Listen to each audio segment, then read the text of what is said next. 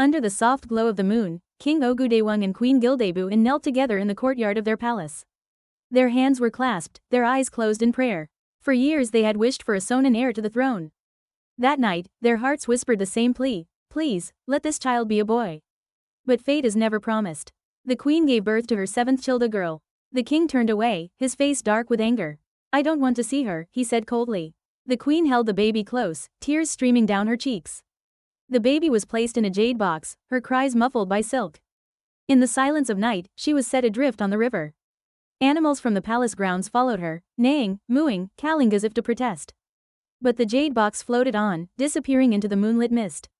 Far downriver, an old peasant couple found the jade box nestled in reeds. They opened it, and there lay a baby glowing softly in the moonlight. They had no children, no riches, only kindness. They took her home and named her as their own. Years passed, and the child grew wise. One day, she asked, who am I really? The old couple hesitated. Then they showed her the jade box, and inside royal silks embroidered with her birth name. Her hands trembled. She began to cry. Back in the palace, King Ogudewang had fallen ill. No healer could find a cure. Then came a wandering monk who spoke in a low voice, only the water of life from the far western land will save him. And it must be one of your children who goes.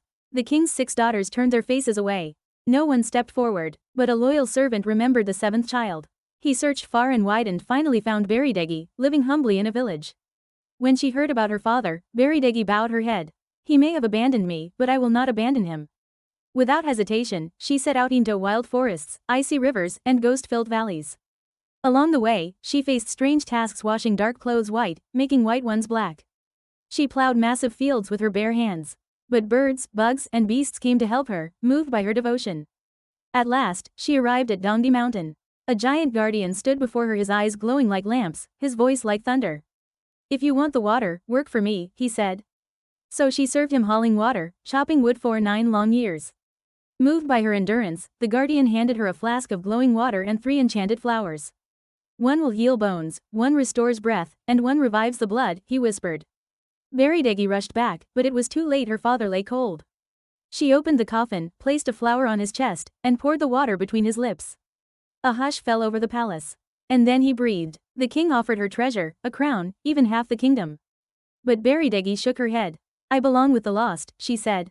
She chose not the palace, but the crossroads of the afterlife, where she guides every wandering soul back to peace.